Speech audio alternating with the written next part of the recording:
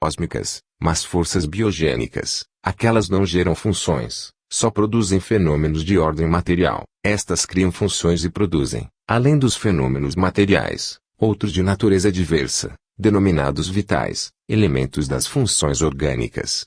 O corpo é sempre um e o mesmo, tem sua origem na matéria orgânica, metamorfose da matéria cósmica. As funções são múltiplas e várias, têm sua origem nos fenômenos vitais, transmutações dos fenômenos materiais, estes, produzidos pelas forças cósmicas, aqueles, pelas forças biogênicas. As forças biogênicas são transmutações das forças cósmicas. Estas criam a matéria inorgânica e formam os corpos brutos, inertes, sem atividade própria, sem iniciativa. Aquelas criam a matéria orgânica, de onde surgem os seres dotados de energia, atividade e iniciativa, o que constitui a vida. A vida é, portanto, a manifestação suprema da força biogênica, que para esse fim cria o organismo, um corpo composto de órgãos. O organismo é assim um instrumento da vida, é um aparelho que varia ao infinito, desde uma simples peça, a célula vegetal, até a árvore, desde a célula animal, cetode, amibo, moneira, até o maravilhoso conjunto de peças, combinadas com admirável precisão, dispostas com justeza e na maior harmonia, para satisfazer necessidades diversas, tendentes à realização de determinado fim, a formação de instrumentos da vida, os corpos dos animais. O animal é, pois, o produto final das forças biogênicas, a manifestação mais completa da força vital, que se encontra no mundo orgânico. A satisfação absoluta dessa necessidade suprema, necessitas suprema est lex, a necessidade de expandir-se, de produzir, de criar, que é a essência da força e poder criador. O animal é o microcosmo, em seu organismo, preso ao mundo inorgânico pelos elementos componentes da matéria orgânica, operam as forças cósmicas, produzindo fenômenos materiais, mecânicos, físicos e químicos, operam as forças biogênicas, produzindo fenômenos vitais, cujo objetivo é a conservação do indivíduo e da espécie, tanto animal como vegetal, e por isso tais fenômenos são denominados funções da vida orgânica ou vegetativa, funções de nutrição e de reprodução. E assim não só pela matéria, mas também pelas funções orgânicas, o animal se prende igualmente ao vegetal. Além dessas, porém, o animal exerce e manifesta outras funções, que lhe são peculiares, exclusivamente suas, e que por isso caracterizam as funções de relação. As funções de relação são puras manifestações da vida animal. Elas têm por órgão o sistema nervoso, cuja composição, cuja contextura e estrutura realizam o supremo esforço das forças vitais, são o produto mais elevado da biogênese. Temos visto que cada nova ordem de fenômenos é o produto de uma nova força. As funções de relação são a manifestação de fenômenos intelectuais, de ordem social, denominados fenômenos psíquicos. Eles não podem ser produzidos pelas forças biogênicas, pela força vital. A força que os produz revela uma qualidade especial, a cognição, um caráter novo, a intelectualidade, uma esfera de ação mais ampla, a sociedade, o mundo. Tais são os atributos da força psíquica. A força psíquica, nova entidade criadora, não deve ser considerada como uma entidade nova, erguida do nada, ex nihilo traço, mas, por analogia, como uma transmutação da força vital, a sincretização das forças biogênicas e cósmicas. As funções de relação, que caracterizam a vida animal, são o apanágio de todos os animais, tanto racionais, como irracionais. E assim, por esse laço funcional, como pela identidade de organização, acha-se ligado ao bruto e racional homem, o último elo, neste mundo da cadeia que o poder criador vem formando. Mas o homem, a criatura humana, se distingue do bruto e racional por seus atos refletidos, pela consciência, pela razão, pelo livre-arbítrio e pelo seu engenho criador, que são manifestações de natureza muito outra, que não aquelas que patenteiam os mais inteligentes dentre os irracionais.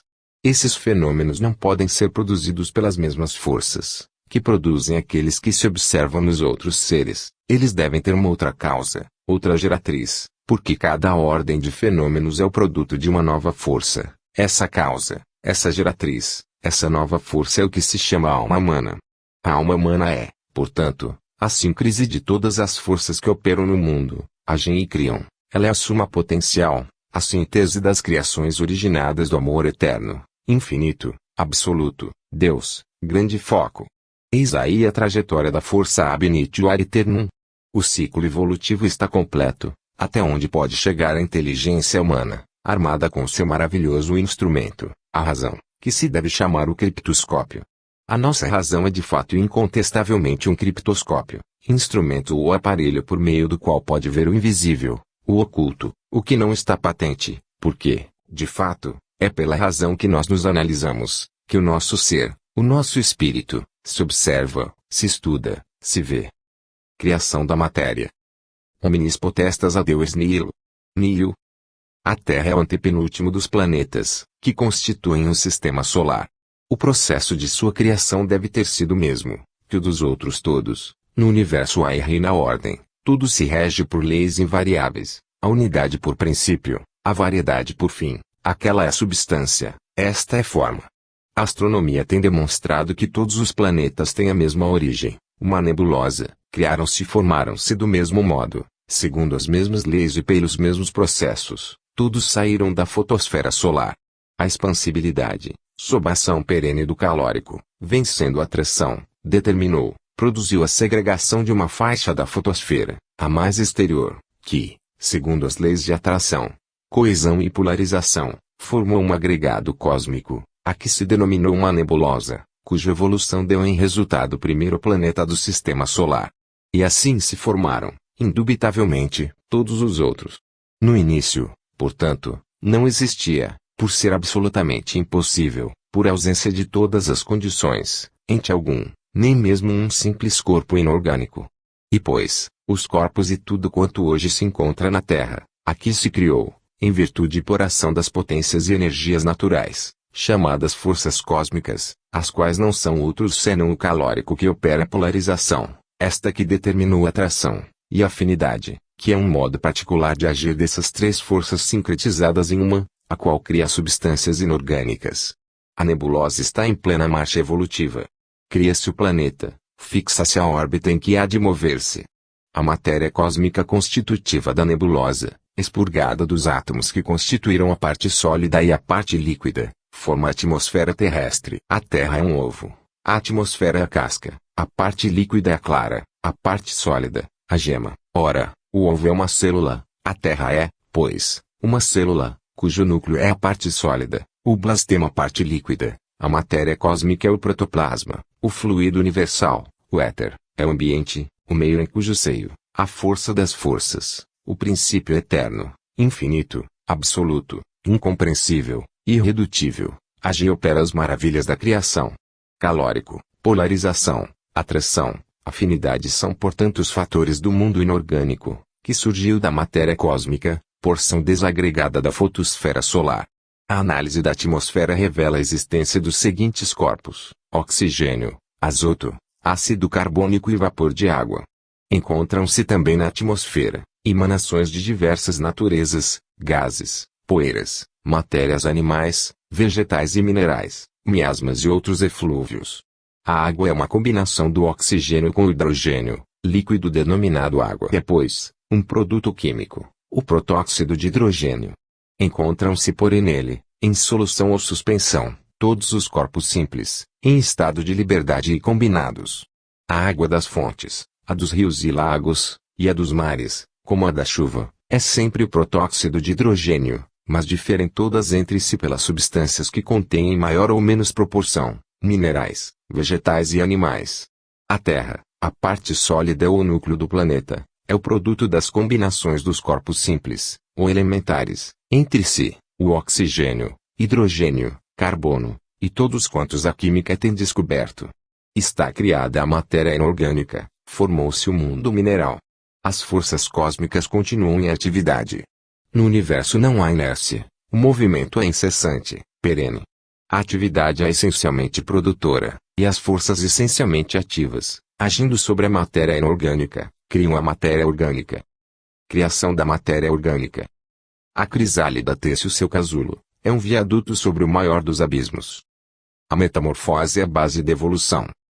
Formando o globo terráqueo pela condensação da matéria cósmica, constando de três partes distintas, mas unidas e superpostas, uma central sólida, a terra-traço, outra líquida, a água, envolvendo a primeira 3, 4 ou 4, 5 partes, de modo a formar com ela um esferoide, e a terceira, gasosa, a atmosfera, que abrange e envolve completamente as duas centrais, o globo traço. Não há aí matéria orgânica, só existem corpos simples e compostos, estes, devido à união daqueles, ligados ou combinados 2 a 2, 3 a 3, denominados compostos binários e ternários.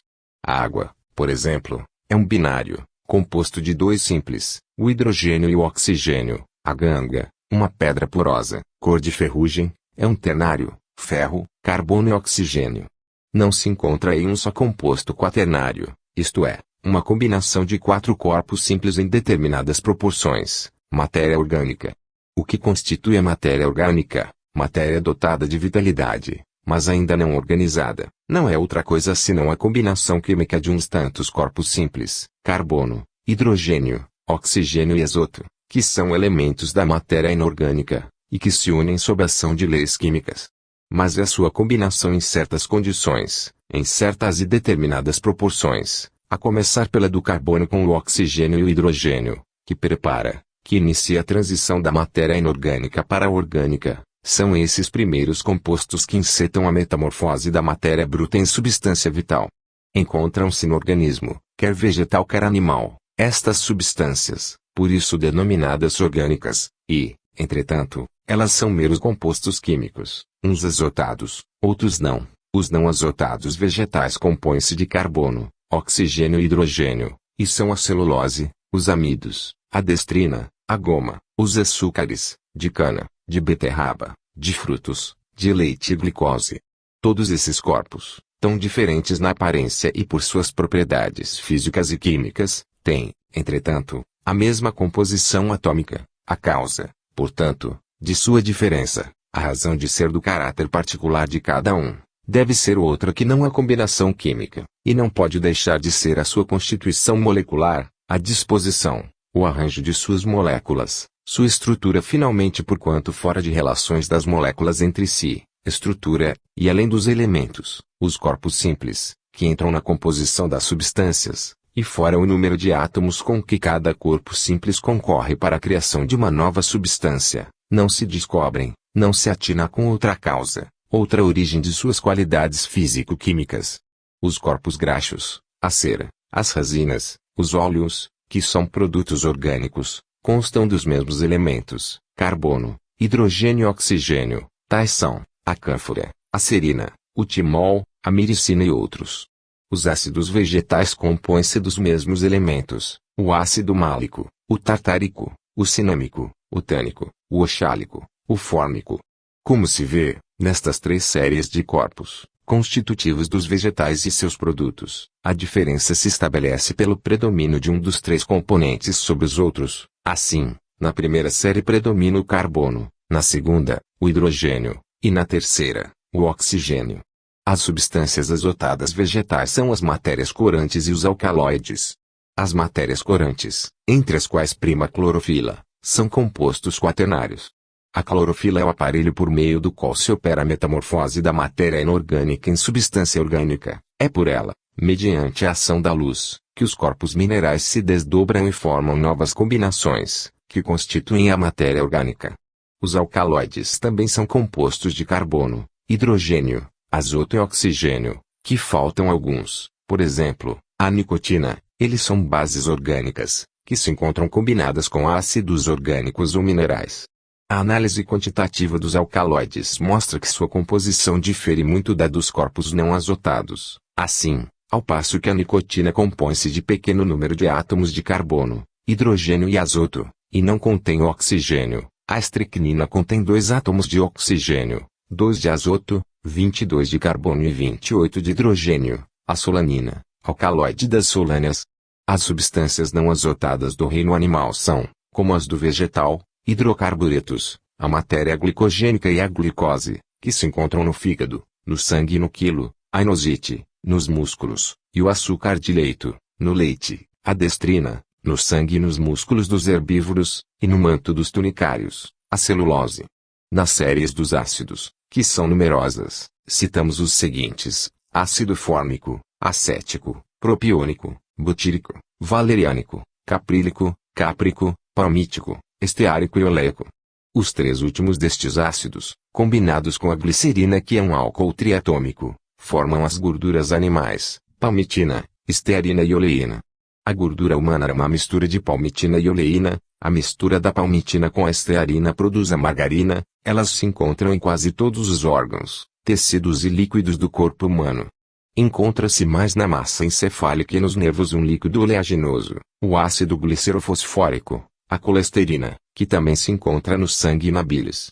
Cumpre citar ainda, entre as substâncias não azotadas, os ácidos, oxálico, sunícino, benzoico e láctico, que é o mais importante. Ele se encontra no leite, nos sucos gástrico e intestinal e também nos músculos. As substâncias azotadas animais são como as vegetais, corantes, álcalis e ácidos. As matérias corantes são todas compostos quaternários mais complexos, como a hematina, matéria corante do sangue, a mais importante de todas, em cuja composição só entra o ferro e o enxofre, a bilirrubina, a biliverdina, a urobilina e a melanina que formam o pigmento cutâneo e dá cor aos olhos. Essas matérias são ricas de hidrogênio, mas o carbono predomina nelas.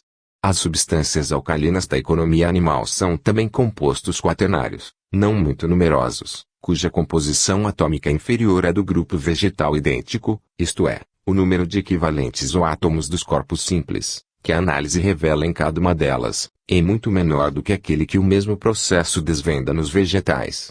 São elas, ureia que se encontra no fígado, no sangue, na linfa, no suor e na urina, sarcina, nos músculos, no baço, no fígado, guanina, no pâncreas e no fígado, xantina, no fígado, no baço, no pâncreas, no cérebro e nos músculos e na substância nervosa, tirosina, no baço e no pâncreas, leucina, nas glândulas salivares, na tireoide, nos gânglios linfáticos, no pâncreas, no baço, no fígado, nos rins, nas cápsulas suprarrenais e na substância nervosa e outras.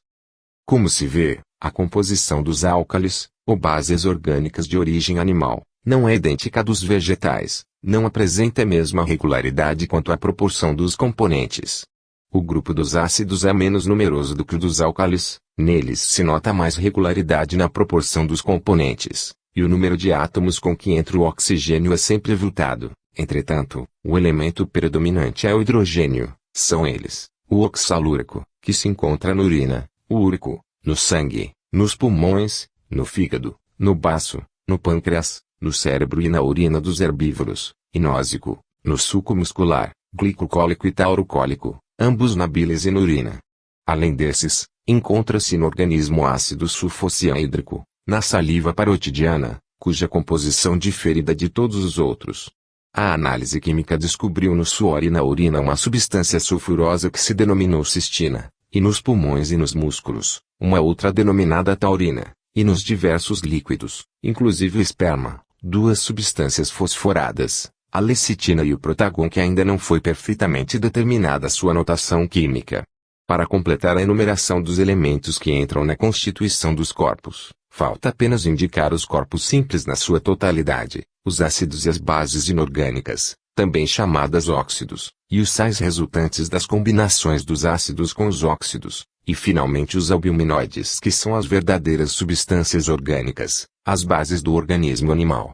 Os corpos simples, que entram na constituição do corpo humano, são hidrogênio, oxigênio, carbono e cloro, em todos os tecidos e líquidos, e na maioria dos tecidos, enxofre, nas substâncias albuminoides, no sangue, no suco dos tecidos e secreções, fósforo, no sangue, na substância nervosa, nos ossos, dentes e líquidos do organismo, flúor, nos ossos, dentes e sangue, silício, no sangue, na saliva e na bilis, na epiderme, nos cabelos e na urina, sódio, no sangue, em todas as secreções e nos tecidos, potássio, nos glóbulos vermelhos, na substância nervosa, nos músculos e nas secreções, cálcio e magnésio, nos órgãos, nos ossos e nos dentes, lítio, no sangue e nos músculos, ferro e manganês, no sangue, na linfa, no quilo, na bilis, no leite, no suor e na urina, cobre e chumbo, no fígado, no baço, na bilis e nos cabelos. Os ácidos, clorídrico que em combinação com a soda ou óxido de sódio,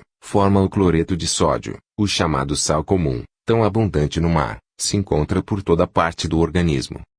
Este ácido se acha em liberdade no suco gástrico, onde é o único, o fluorídrico, nos ossos e nos dentes, o fosfórico, nos ossos e nos dentes, na substância nervosa e nos líquidos orgânicos, o sulfúrico, no sangue, no suco dos tecidos e nas secreções, o silício, no sangue, na saliva, na bilis, na urina, na epiderme e nos cabelos.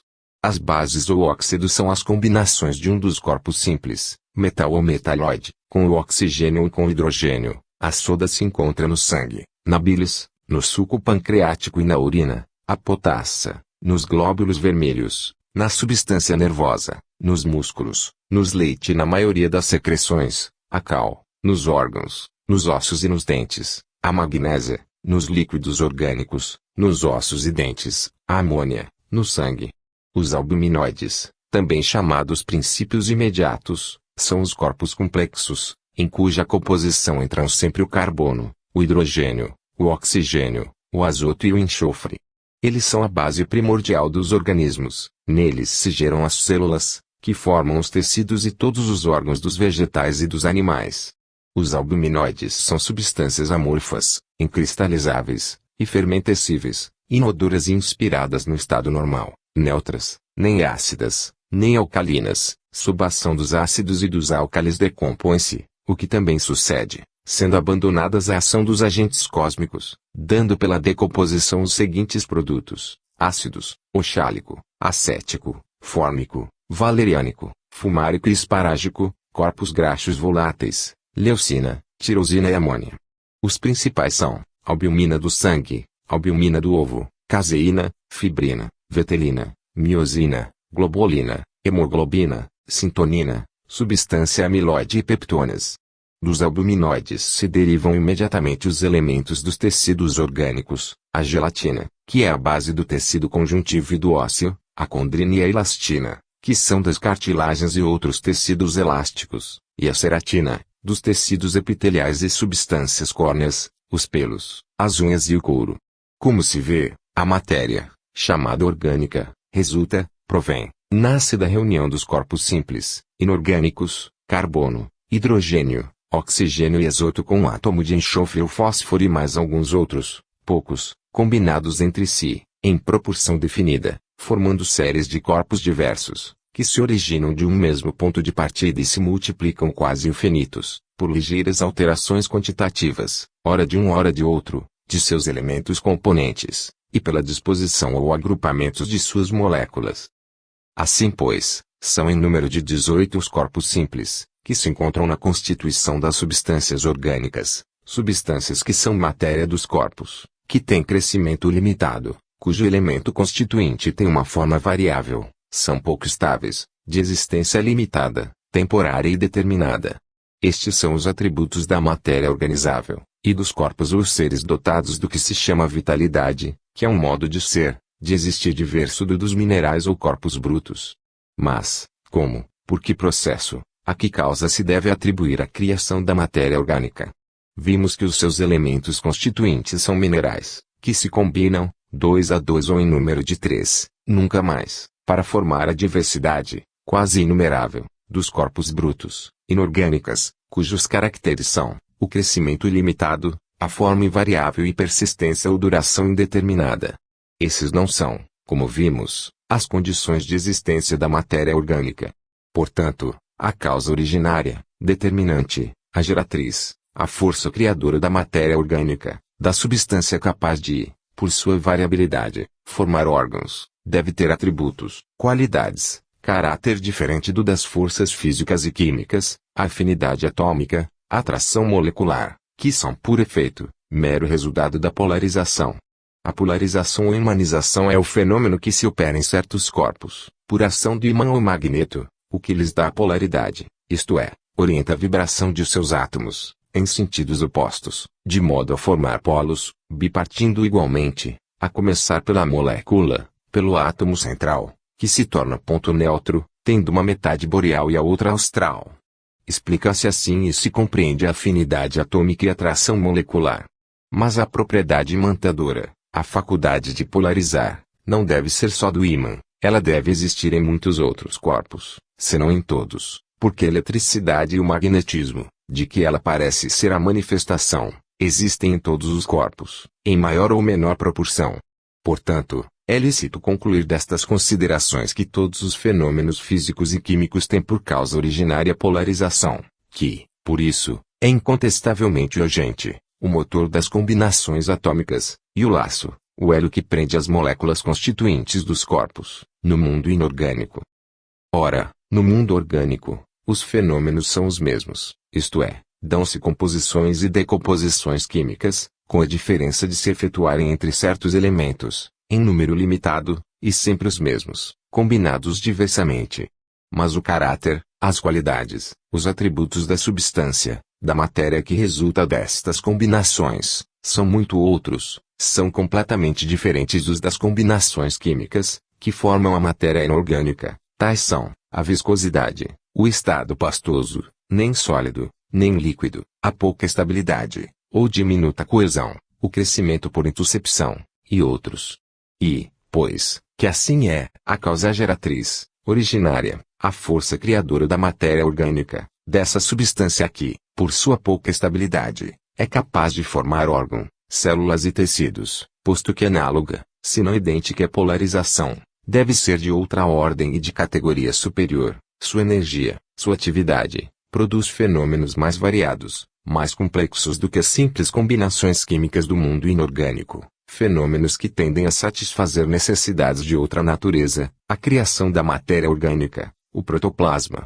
O protoplasma, a máter das substâncias vivas, é um produto constituído por carbono, hidrogênio, azoto, oxigênio e enxofre. É o primeiro fruto dessa sinergia, dessa força ou atividade que, tendo a mesma função, a mesma tarefa, visando o mesmo objetivo que a força de polarização, não pode deixar de ser, a sua transmutação, a transformação da polarização, coordenadas e enfeixadas sincretizadas as forças físico-químicas, constituindo uma nova força.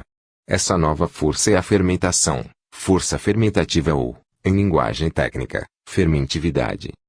Fermentividade. Crescite et multiplicamini. A concatenação, combinação ou composição das forças primitivas, cósmicas e físico-químicas, sincretizadas, constitui a fermentividade, que, agindo sobre os compostos quaternários, torna-os aptos, dá-lhes capacidade para chamar a se incorporar mais um elemento, o enxofre, como na caseína mais dois elementos, o enxofre e o fósforo, como na albumina, e desse modo se produz. Forma-se uma substância mole, viscosa, pastosa, nem sólida nem líquida, sem estrutura apreciável, a qual se denomina protoplasma. Assim, pois, a fermentividade é para a matéria orgânica o que a afinidade química é para as substâncias inorgânicas, a força, o poder criador. A fermentividade é a evolução da afinidade química, assim como a afinidade química é a transmutação da atração interatômica, que por sua vez o é da polarização. O protoplasma é, pois, um composto, um agregado, um amálgama de substâncias minerais, ligadas entre si por uma força, que, exercendo uma função, se não idêntica, análoga da afinidade química que eu denomino afinidade orgânica ou fermentividade. E no meio líquido, no seio dos mares, nesse ambiente quase vivo, porquanto, o mar como que tem vida, e, se não a tem propriamente, a imita e arremeda, oferece o seu simulacro, apresenta a sua imagem, ele se agita, move-se, palpita, tem vozes, ora brame furioso, atirando-se de encontro aos cachopos, despedaça, destrói tudo quanto encontra, ora murmura apenas, como que geme e chora, quando se lança brandamente sobre as praias, onde se deita sonolento.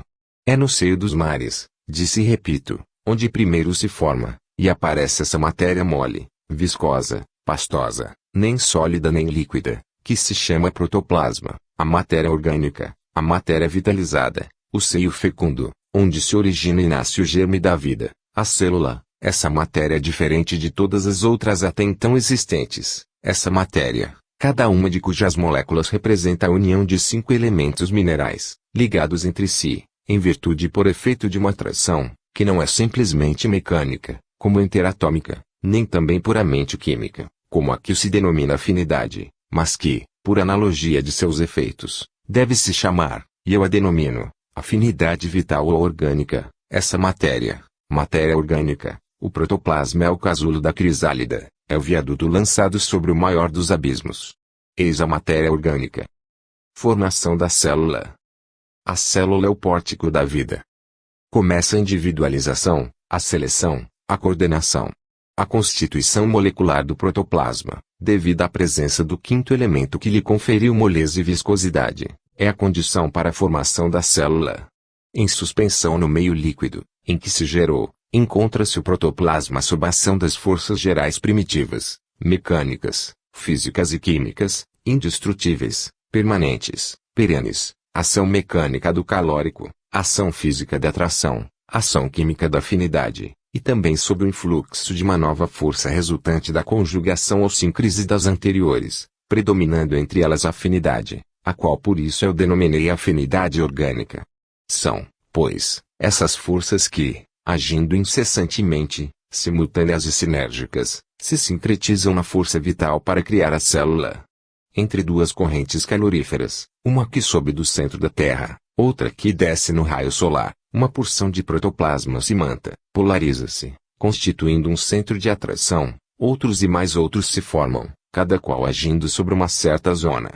A polarização leva as partículas mais densas a se reunirem num ponto central, forma-se desse modo o núcleo, constituído pelas moléculas mais pesadas, sobre as quais a atração se desenvolve mais pronta e energicamente. A porção menos densa, que fica em torno do núcleo, constitui o blastema, que se mantém, antes da formação da membrana envolvente, graças às forças combinadas de polarização, atração e coesão e influência dos centros limítrofes, cada um dos quais impera, segundo a sua energia, sobre uma certa zona, limitada por essas energias dependentes da maior ou menor riqueza de corpúsculos em cada zona. Eis criada a célula.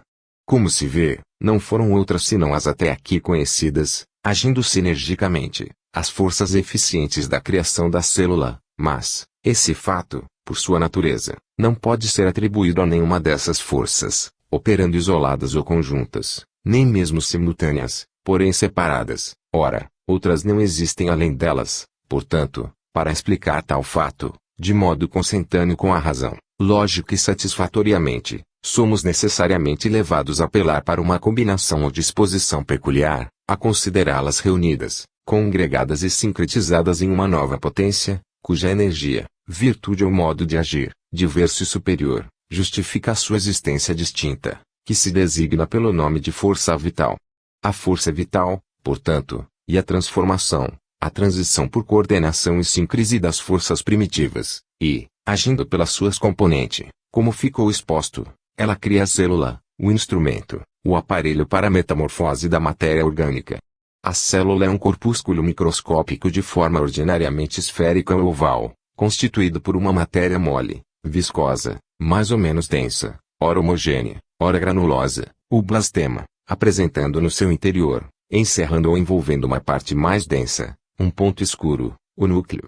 Assim, pois, aquilo que se chama célula, há um arranjo molecular, é uma coordenação dos elementos do protoplasma. Como se opera esse arranjo, essa discriminação e coordenação dos elementos do protoplasma? A que princípios, a que leis obedece a matéria orgânica na formação, na criação da célula?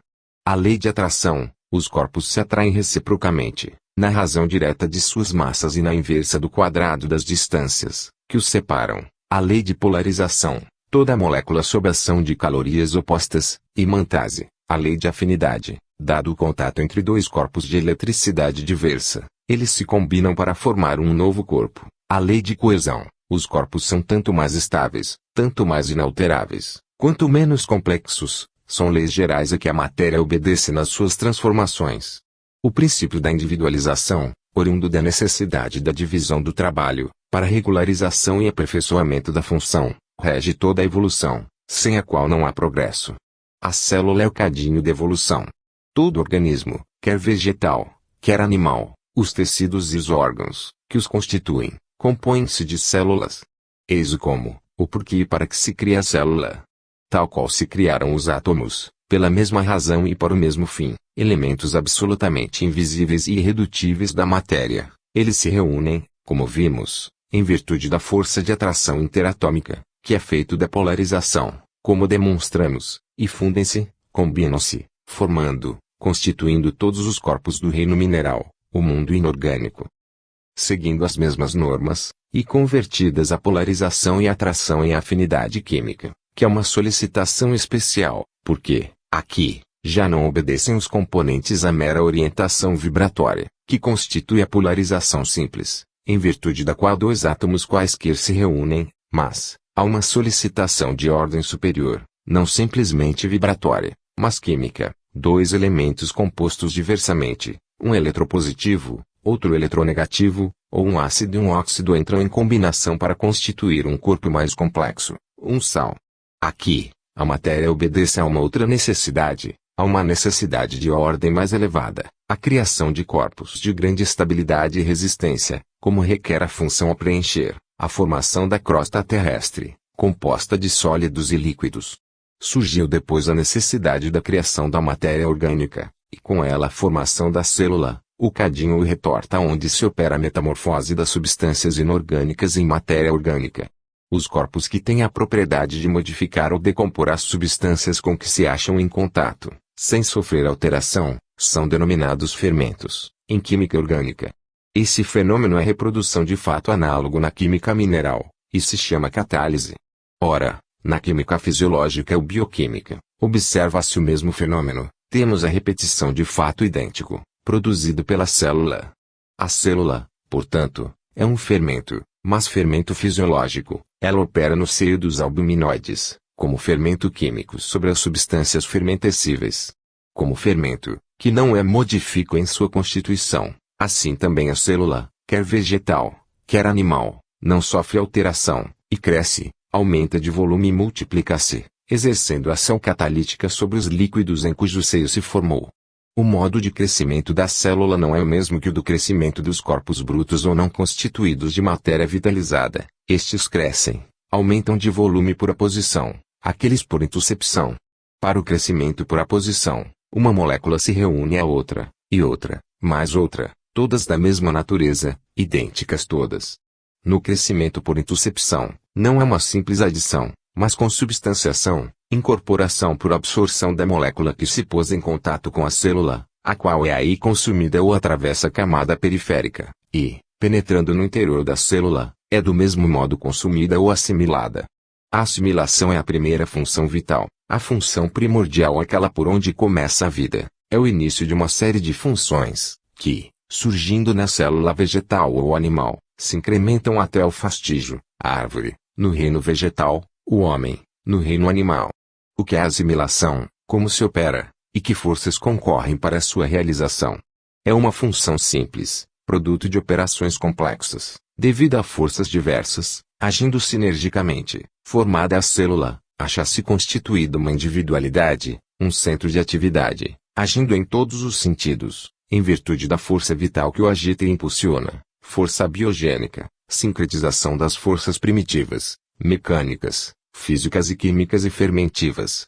Como centro de atração, ela atrai todas as moléculas que se encontram dentro dos limites de sua energia, mas por efeito da polarização, umas aderem, outras são repelidas, aquelas, em virtude da afinidade química, entram em combinações, produzindo compostos diversos, sólidos, líquidos e gasosos, estabelecem-se duas correntes, uma centrípeta, outra centrífuga, início da vida de nutrição. Os elementos que entram, são os alimentos da célula, os que saem, são os excreta, os resíduos.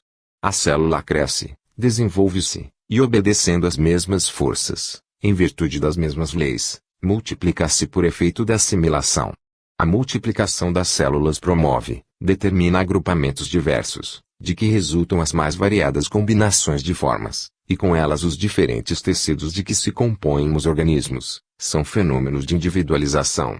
Temos até aqui estudado a evolução da força pari passu, com as metamorfoses da matéria, precedendo sempre a análise das transformações da matéria, as transições das forças, pelo que a muitos parecerá que a transição da força é efeito da transformação da matéria. Antes de passar além, lembra os que assim pensarem, que o fenômeno primordial é a polarização, efeito do calórico, que é a força inicial, e a coesão, atração, afinidade e fermentividade são transições de polarização, como foi demonstrado, e que a causa precede necessariamente o seu efeito. Só a necessidade da clareza de exposição, para a compreensão de fenômenos de ordem metafísica, já obriga a tratar do fato antes da pesquisa das causas e do seu mecanismo, além de que essa é a marcha da análise. Demais, a matéria é o palco, o cenário, onde se desenrolam as peripécias, o enredo da peça, a criação.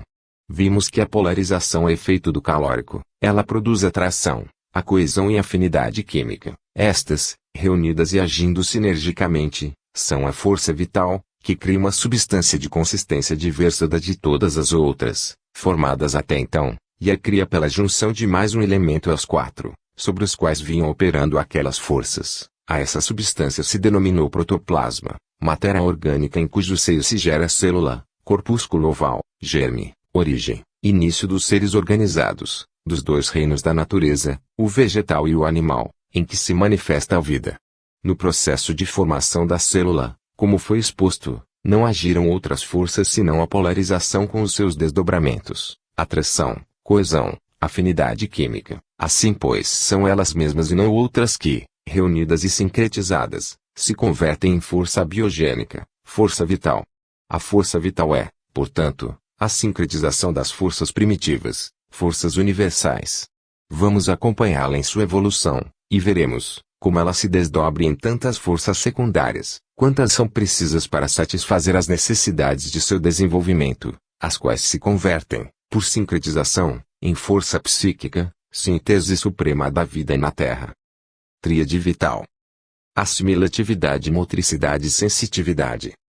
Criada a célula, ela opera como um fermento no meio em que se gerou, surge com ela um novo processo de transformação da matéria, e a fermentação na matéria inorgânica era criadora das combinações químicas, a afinidade, na matéria orgânica, e a fermentividade a geratriz das metamorfoses da matéria. Lá, era a simples afinidade química. Aqui, as solicitações não são determinadas pela simples atração ou repulsão, promovidas pela polarização. Aqui, a força vital, sincretização daquelas forças, criou um aparelho, a célula, cujos elementos constituintes têm uma certa ordem de colocação, uma certa disposição, formando partes distintas de um todo. É a individualização que começa, e a divisão do trabalho, que se impõe desde a origem da vida. No limite da célula, estabelecido não só pelo grau de sua energia, mas também pela oposição, criada pela potencialidade das células vizinhas, forma-se uma membrana, cujo papel, cuja função, cujo fim, é impedir a passagem, para o interior da célula, de quaisquer elementos. É um meio de seleção. Esta membrana é, pois, o instrumento da diálise. A diálise é o processo de separação, discriminação ou seleção dos elementos em dissolução ou suspensos nos líquidos. Estabelecem-se duas correntes, uma de fora para dentro, denominada endosmose, outra de dentro para fora da célula, exosmose. Aquela leva aos ingesta, esta traz os excreta. É o início da vida de nutrição. Os elementos, que penetram no interior da célula, entram em combinação com os do conteúdo, o blastema, e formam compostos, que vão incrementar a célula. A isso se denomina, em biologia, assimilação. É esse o primeiro ato, o primeiro fenômeno propriamente vital, é o primeiro ato funcional de um organismo. Temos assim o pórtico das funções da vida vegetativa, que denominaremos assimilatividade, ou capacidade de consubstanciar, força de absorção e conversão do elemento absorvido na própria substância do corpo absorvente, nos seus constituintes. A assimilatividade ou força de consubstanciação, faz crescer a célula, com o crescimento, que não pode ser ilimitado, pois obedece a certas e determinadas condições, limitação da zona de influência do núcleo, disposição ou arranjo molecular. A célula divide-se e subdivide-se, multiplica-se, reproduz-se. Com a divisão e multiplicação da célula, a força vital, que se fez assimilatividade, para a conservação, nutrição e reprodução da célula, converte-se em motricidade, capacidade de mover-se, faculdade de movimento, potência motriz. Um tentamen, ensaio. Os primeiros lineamentos da função fizeram-se com a osmose, que é uma dupla corrente, e, portanto, movimento de moléculas, determinado pela diferença de densidade entre o conteúdo da célula e o ambiente, fato devido à existência da membrana envolvente da célula. O movimento é, portanto, na essência um fenômeno de atração e repulsão, e por consequência um efeito, uma resultante da polarização. As células se deslocam, movem-se, solicitadas umas pelas outras, em virtude da polarização, se aglomeram, reunindo-se e aderindo pelos polos, o positivo desta com o negativo da outra. As correntes eletromagnéticas se tornam mais intensas, cada célula é uma pilha, novos agrupamentos se formam, e com eles outros tantos centros de polarização, cuja energia depende do número e do volume dos componentes. A esta circunstância se prende a forma de cada um dos agrupamentos, assim como a disposição, arranjo ou colocação dos elementos. E desse modo se formam os diversos tecidos, e a individualização, e a divisão do trabalho que se acentua mais, com a criação de instrumentos melhor afinados, mais bem dispostos, apropriados ao desempenho de novas funções.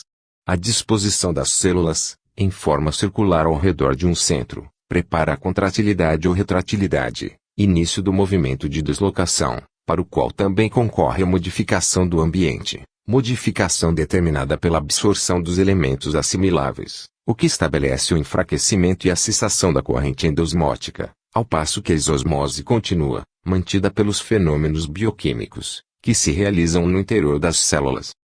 Cessada a corrente centrípeta ou endosmótica, a centrífugo-isosmótica continuando, dá-se a formação de núcleos, que operam como centros de atração, de onde resulta a divisão da célula, sua multiplicação ou reprodução. E assim se inicia a grande função da reprodução dos seres, cujo intuito é a conservação da espécie.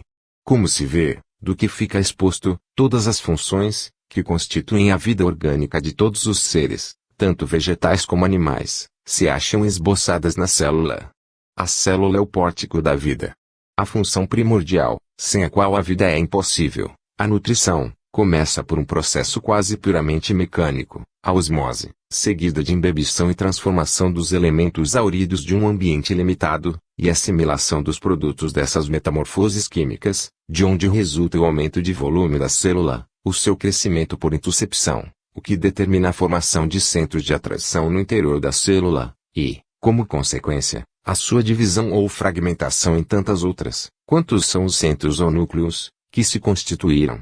E assim multiplica-se, reproduz-se a célula.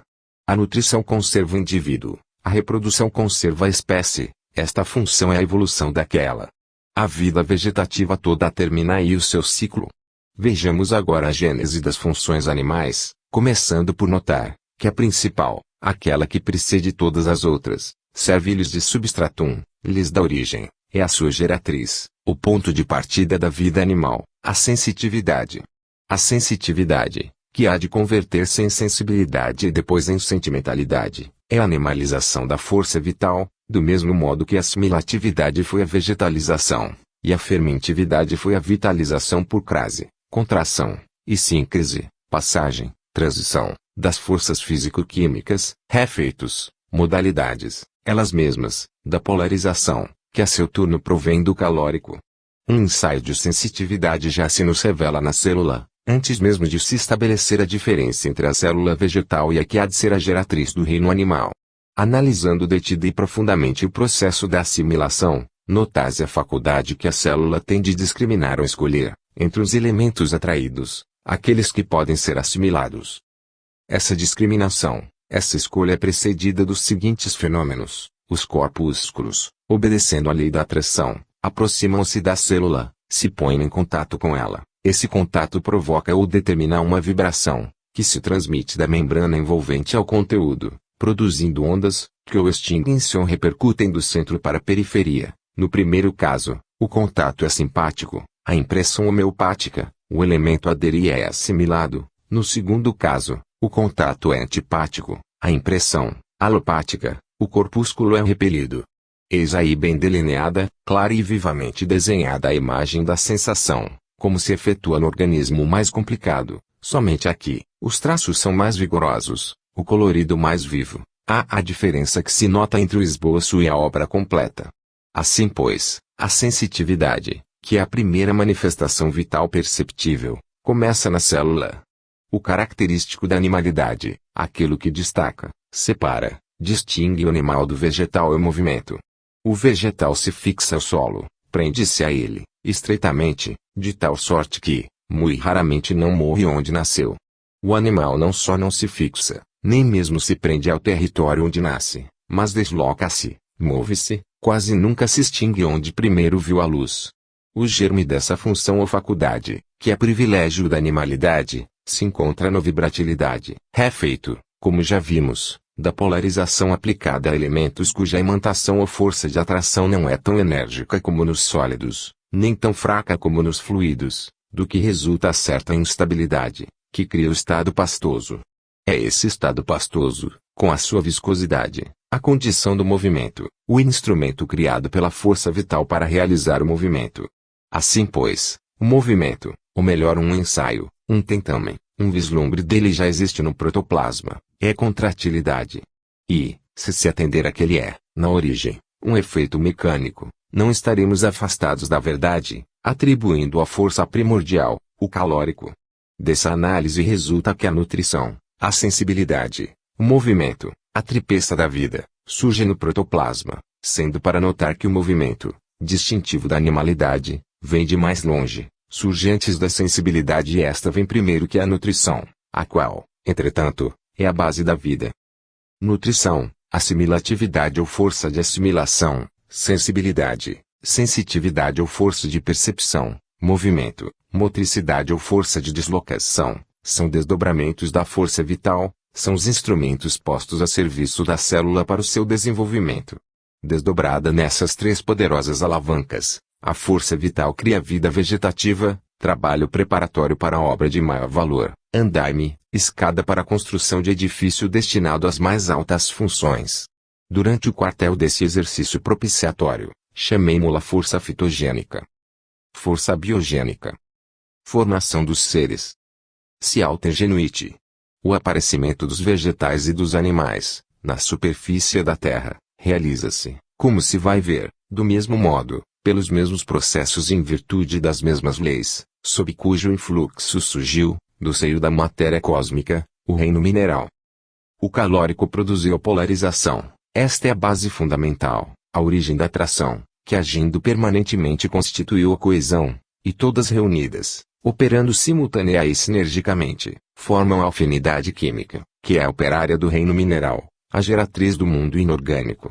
Foram essas forças, pois que tudo quanto manifesta energia, age e reage, produz quaisquer efeitos, se chama força, foram essas forças, físicas e químicas, que, do seio da nebulosa, a antepenúltima que se desprendeu e separou-se do foco de energia e centro de vida, denominado Sol, tiraram o elemento árido, a terra, e o elemento líquido, a água, distintos um do outro, diferenciados por sua constituição, separados por sua natureza, mas jungidos pela força de atração, e criaram um globo terráqueo. Formado planeta, aquelas forças, que como tais, são sempre ativas, continuaram a operar sobre os elementos retirados da matéria cósmica, que se foi rarefazendo até ficar reduzida às condições de uma mistura permanente de gases, de que se compõe a atmosfera terrestre. A parte mais densa, mais pesada, o elemento árido, ocupou o centro, por efeito da atração, a imediata em densidade, o elemento líquido, em consequência da fraca coesão de seus componentes, o que lhe dá fluidez, formou os mares, os lagos e os rios, que ocupam as anfratuosidades, as partes baixas do núcleo do globo. A vida não podia surgir indiferentemente, em qualquer das três partes componentes do planeta, porque, para a realização de um fato, de um fenômeno, de qualquer coisa enfim, são precisas condições apropriadas, faz necessário um meio adequado. Essas condições, esse meio adequado não se encontrava, nem na atmosfera, por sua demasiada instabilidade, tampouco no núcleo do globo terráqueo, cuja consistência, cuja dureza, ou antes, fixidez e imobilidade de seus elementos, são empecilho às transformações, e oferecem excessiva resistência à ação da força biogênica, que, embora constituída pela síncrise das forças cósmicas, não tem o mesmo poder. Assim pois, a vida só podia seguir o meio líquido.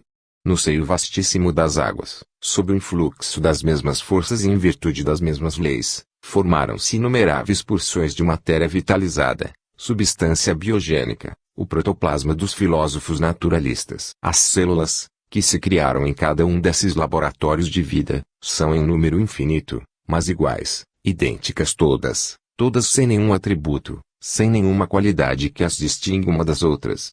Estamos em território neutro, é o chamado reino dos protistas, nem plantas nem animais. A diferenciação há de fazer surgir dessa multidão os dois grupos de seres, que manifestam a vida ou pelos quais a vida se revela no mundo.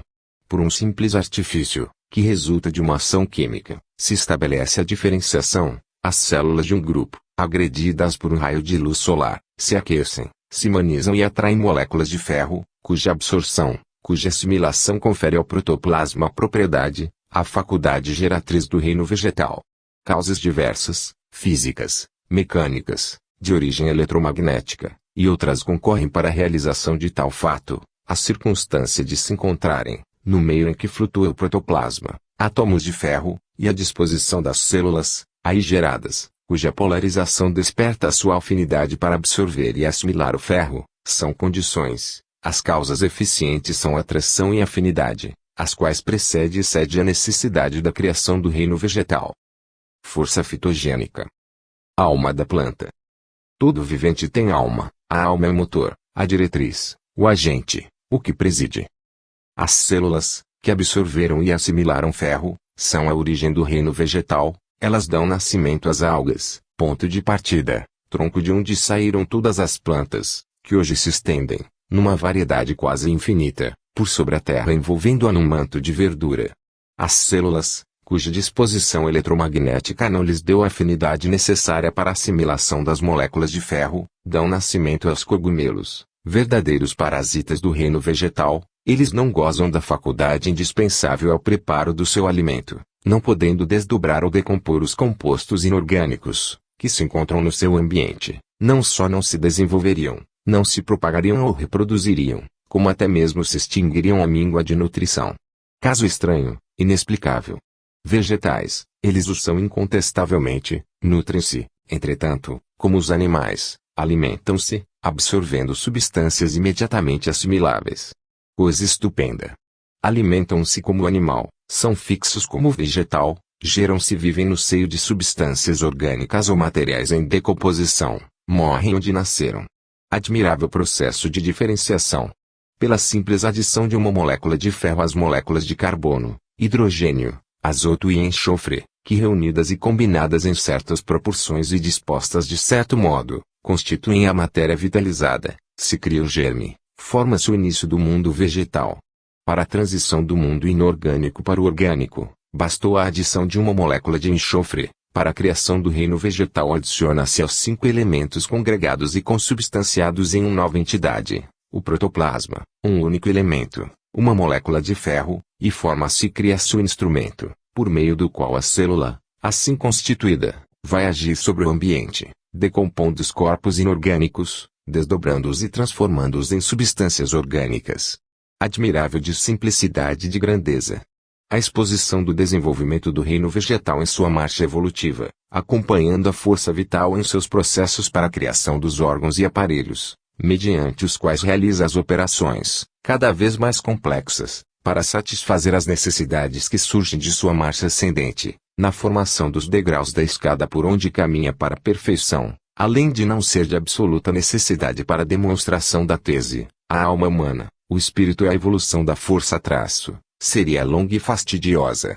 Demais, se o reino vegetal precede o animal, como vivente, este não procede daquele, senão indiretamente.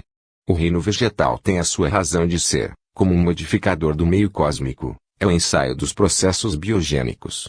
Deixemos, pois, a força vital no seu ingente trabalho de criação do reino vegetal, em que vires acquirite ondo, no qual avigora e aperfeiçoa as 3 alavancas, nutritividade, motricidade, sensitividade, que maneja nas suas operações, e passemos a observá-la em sua evolução animal. O chamado reino dos protistas consta de corpúsculos microscópicos, invisíveis a olhos desarmados, nem vegetais nem animais, porém células, algumas dentre elas agitadas, dotadas de vibração, como se uma corrente eletromagnética as percorresse, outras imóveis, paralisadas, como se nenhum fenômeno se operasse nelas, como se nenhuma força as agitasse. A observação atenta e paciente verifica que aquelas, as vibráteis, se fixam e desenvolvem-se, dando nascimento a corpúsculos idênticos às segundas, as imóveis, ao passo que estas, evoluindo, dão nascimento a corpúsculos idênticos às primeiras. A diferenciação ainda se não operou. A incorporação, como vimos, de um átomo de ferro a uma célula, basta para convertê-la em célula vegetal. A célula, que não absorve, não incorpora ferro,